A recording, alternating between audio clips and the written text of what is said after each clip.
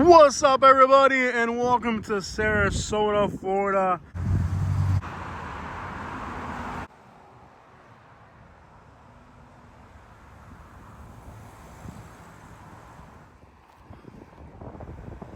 Welcome to the streets of Sarasota, y'all. We have our first for rent sign here on the sidewalk on the front lawn, and it smells. Oh, buddy, does it smell? I can smell it from here. It is the smell of meat that has been sitting for a long time. People are doing their laundry here. All right, they're doing their laundry on the sidewalk. Talking about putting your dirty laundry out for everybody to see. And then there's a couch here. Now this couch, it's kind of on the road. It's on Geneva. Take a look at this, guys.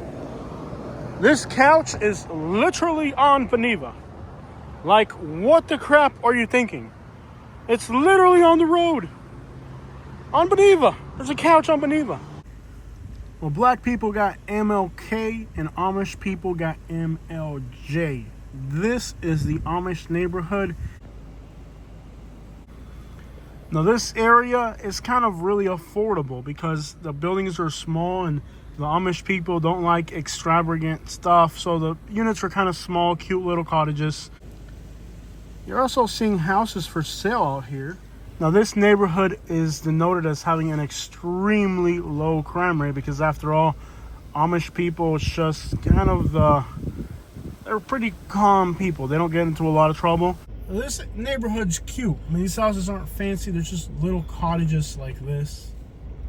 Just a real nice neighborhood out here. This is the heart of the Amish community here in Sarasota, Pinecraft Park. Now, in the wintertime, there'll be thousands of people at this park because hundreds would be an understatement on a cool night. But today, it's a hot day and the snowbirds aren't back yet. There's literally maybe one person at the park and a homeless guy walking down the road. But give it wintertime, there will be hundreds of Amish people here, hopefully.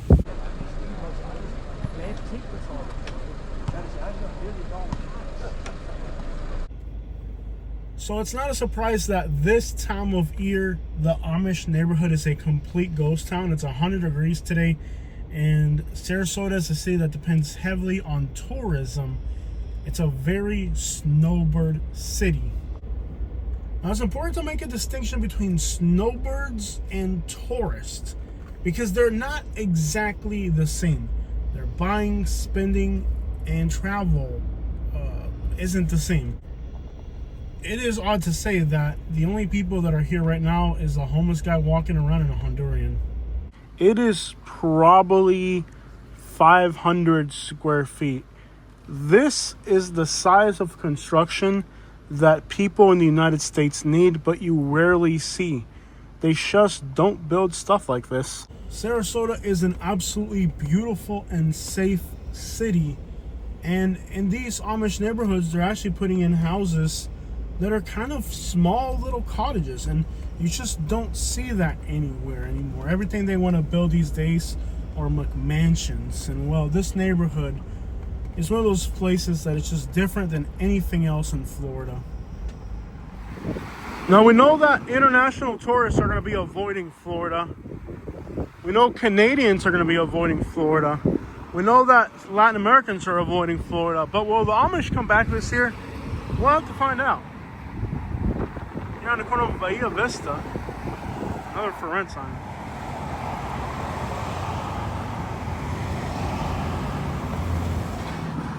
Right now, this Amish neighborhood is a ghost town. But trust me, guys, in the wintertime, when the Amish people come back, this neighborhood is gonna be legitly wild. Very busy area.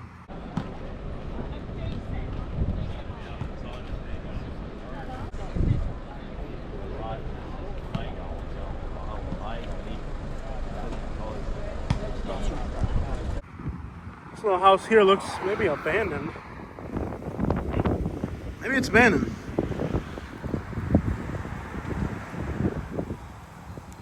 Alright, guys, I'm gonna test out your knowledge of Florida. If you know what these plants are called, explain it in the comment section and tell me why you should never ever plant these.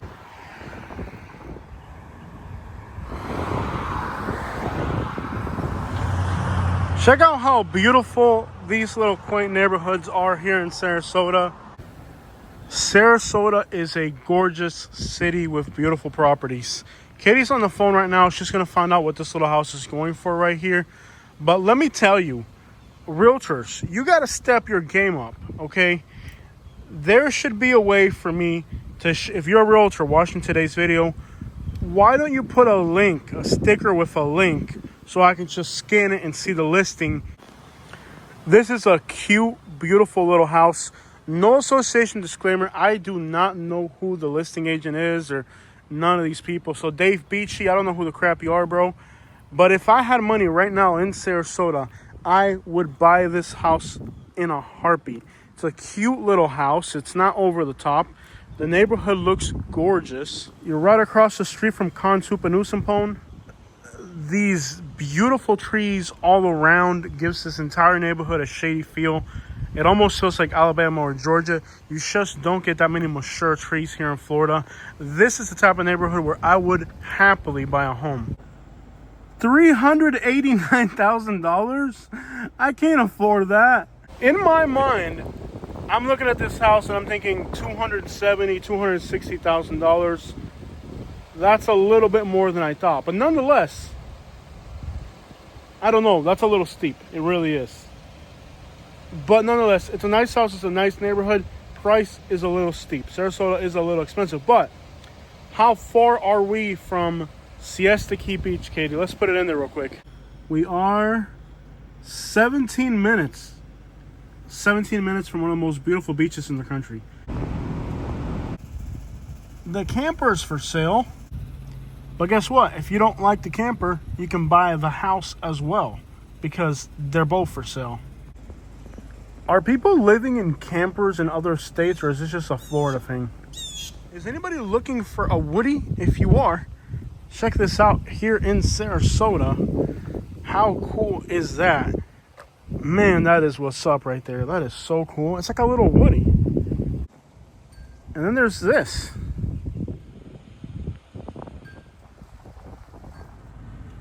Okay, what is it with this neighborhood and quirky looking cars? Today is a good day for dumpster diving. All right, here's a cute little house for sale by owner, but it is on a major road. And literally right across the street's a for rent. You got a for rent sign right there, and you got a for sale by owner right here. This is what this neighborhood used to look like. And these are the houses that are being put in where older, beautiful homes were. Now, don't get me wrong. These are beautiful houses. This neighborhood's called Arlington Park. And like I said, these houses are beautiful and gorgeous. But this used to be a quiet, quaint, historic neighborhood. And it's quickly starting to look like Naples out here. And this neighborhood has been requested by one of our subscribers. So I hope you're happy to see your neighborhood on our channel.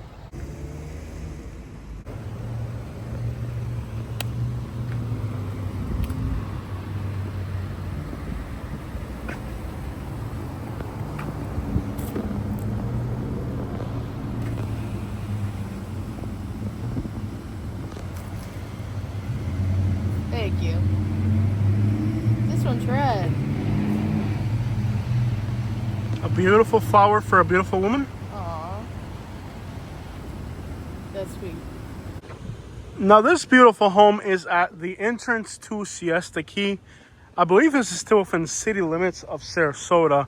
This is kind of a little bit more opulent of a neighborhood with very close proximity to the beach.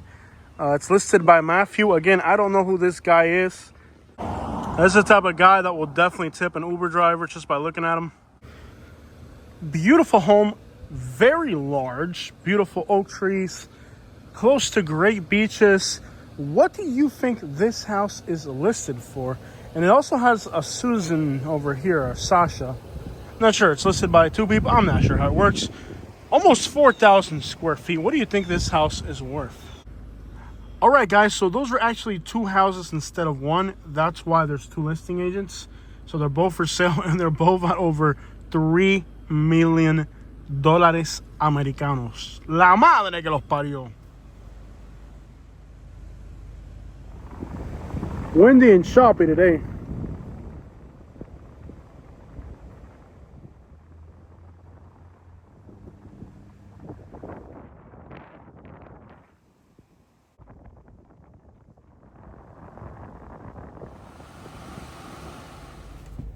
Now, I know there's a lot of inventory in Sarasota right now, and Sarasota is a very seasonal city and a very touristy city. And that's why I don't think that, despite the fact that this county has had a correlation with prices, one of the biggest in the country, on top of that, Sarasota has also had another thing happen, which is inventory. So it's been one of the largest drops in the country for price listings.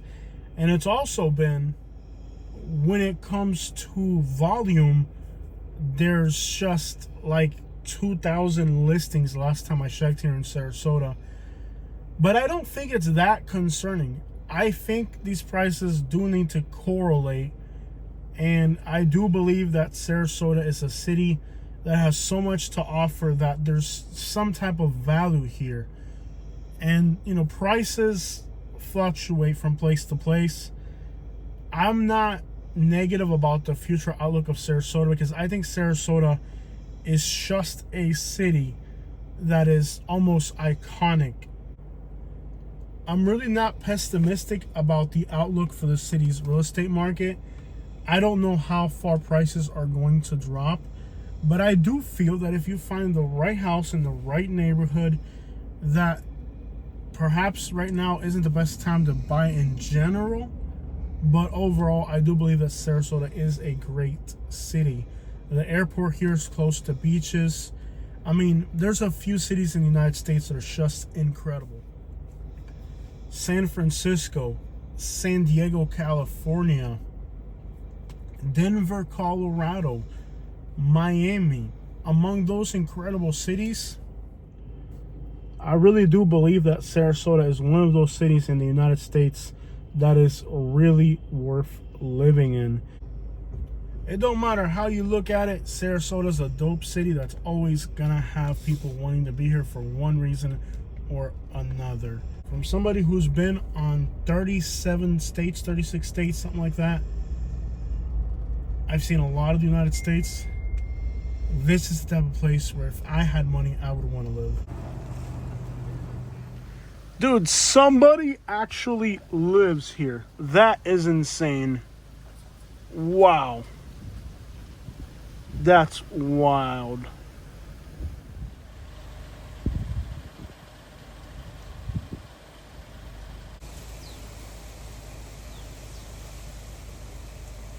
We're now on Siesta Key, gorgeous island. You can see the garage doors bent at the bottom, so I think the water would have kind of flushed through here. It's listed by Amy, and again, I have no idea who the crap Amy is. No association disclaimer, I have no idea who this person is. She's listing it. This home here on Siesta Key on the island is listed for just under $1 million. It's a good sized lot, and while it does have some hurricane damage, I mean, come on, you're on an island. You are literally within walking distance of a beach. Your neighbors next door are wealthy individuals. That's what their house looks like. Now, $1 million is $1 million, and I don't have it right now. But if I had $1 million, I would buy a house on Siesta Key for $1 million, even if it was a complete gut job to some degree. I mean, come on, it's Siesta Key. A house in freaking San Carlos Park is going for $500,000. So to buy a house here on Siesta Key for $1 million, I actually think it's not a bad deal, in my personal opinion. Now, from my perspective, a house in Naples Park is $1 million, and it's a few blocks from the beach. But can you compare Vanderbilt Beach to this beach here in Siesta Key? Probably not. There's some inconveniences with living here. Traffic is unbearable. There's times of the year where living here will be a huge inconvenience. It's not perfectly ideal, but if you have that kind of money and you're retired and you want to live near the beach, I mean, these days $1 million ain't that much. I mean, now a lot of people like to speculate. They'll finance that house for something. Like, I wouldn't imagine with today's interest rates how much of a bad idea that would be. You know, the other thing is, today, in today's market with today's interest rates, at what price point is financing a house too much? Eerily empty here on Siesta Key.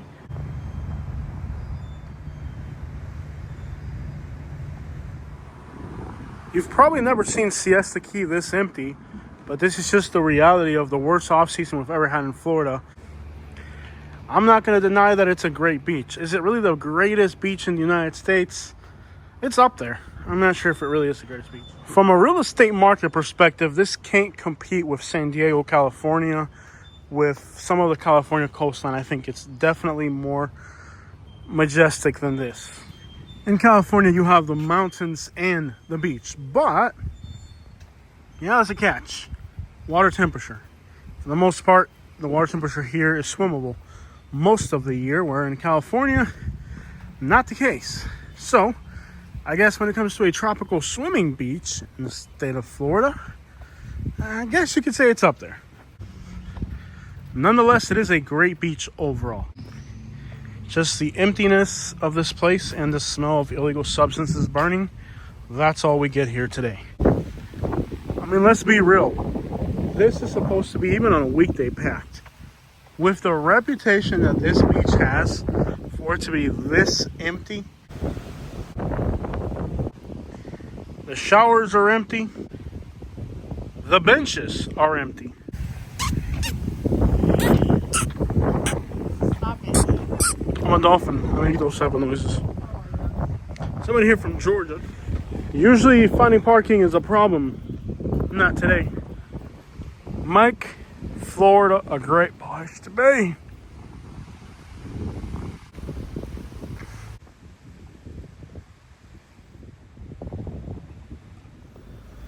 Take a look at the parking lot of Siesta Key Beach, guys. Literally vacant.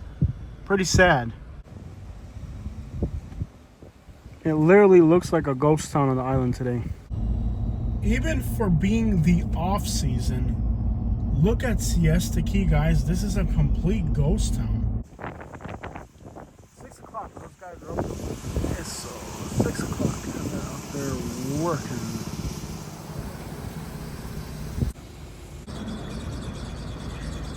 It doesn't take much to figure out that when a lot of the bars and restaurants still look like this, even if there were people here, it isn't the same experience. People want to come to Florida for a good beach experience, and well, it was only a year ago that we had that hurricane. I mean, just look at this business center here, right? Right on the water, right? Waterfront dining, but it's still a construction site. Everything here is under construction. Alright guys, so I've never been underneath this bridge before. Seems like a nice fishing spot here. Seems like that place where there'd be some big groupers hanging around and a bunch of snook if the tide's moving, right? But you can actually see that there's actually homeless people living up there. So fancy Siesta Key, right? There's actually a Sharpie here. See there's Sharpie? So they're just probably using this to make their flyers to panhandle.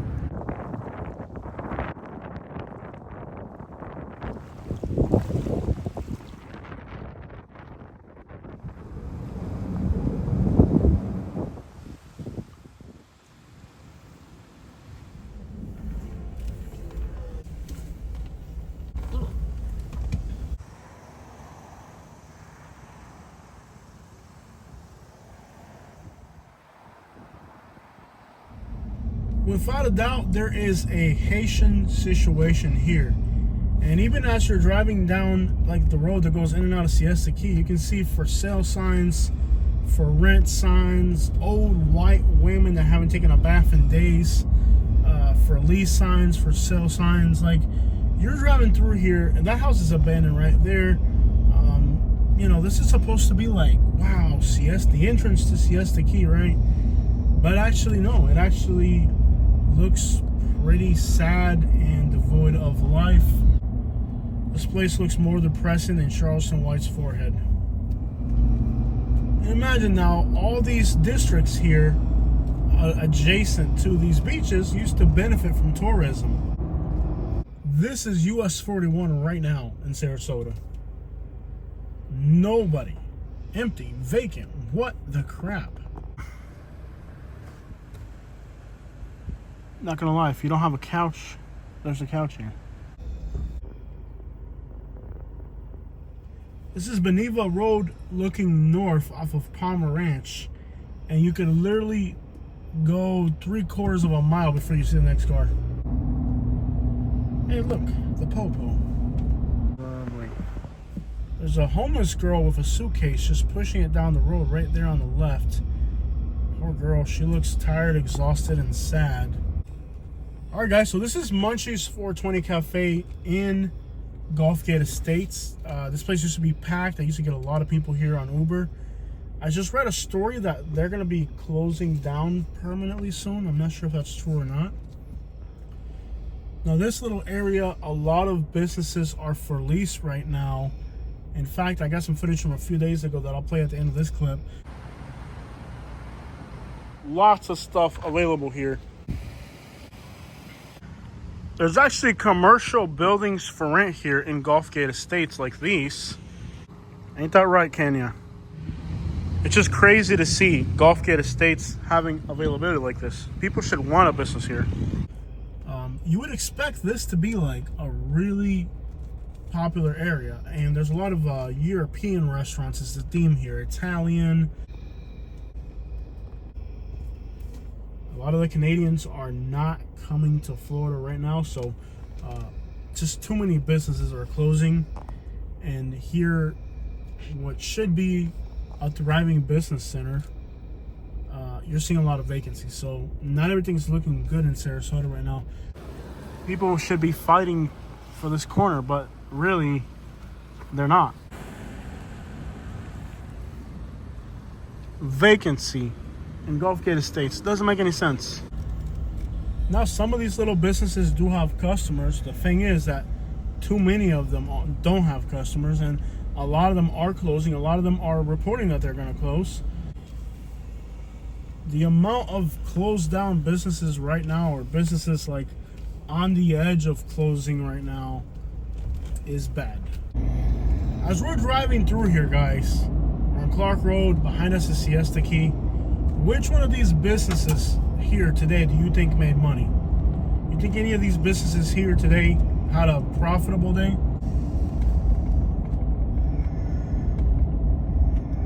And the crazy thing about Florida is people believe things are great here. People just like believe, you know, people like, there's a bunch of homeless people in California. I'm like, and you think there's not a bunch of homeless people here too?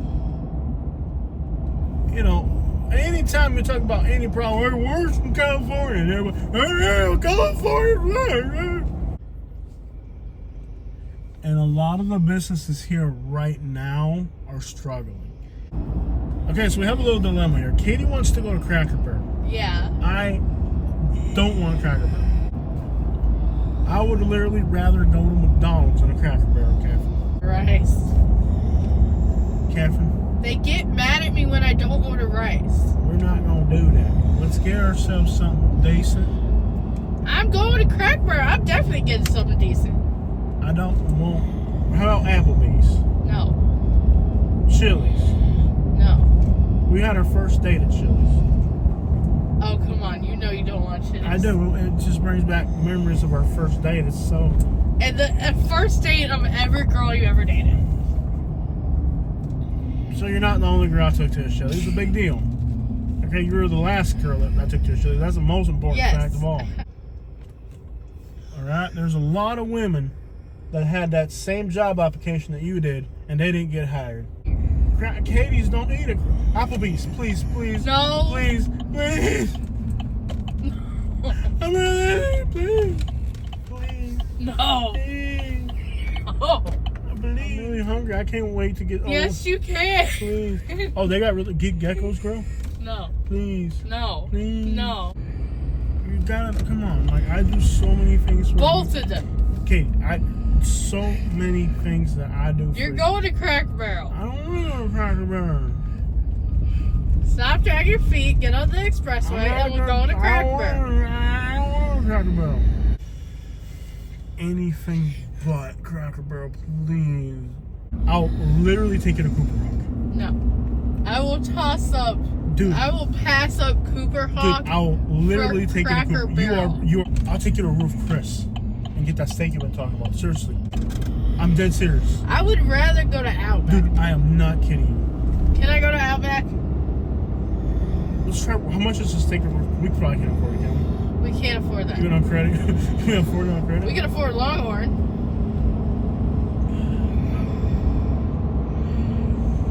Okay, I will work with you on this. Let's not do Cracker Barrel.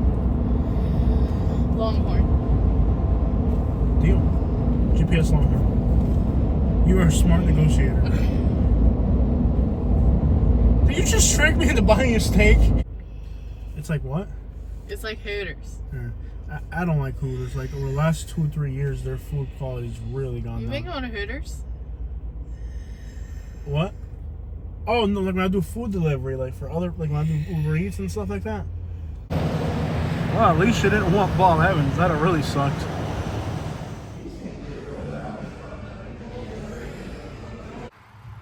All right, guys. With tip, it was less than $75, and we both had ribeyes. I think that's actually a pretty good deal because these days you go to a restaurant, eat garbage food, and it can be $60, $70, $80. So I think, considering what we both ate, that was actually a pretty good deal.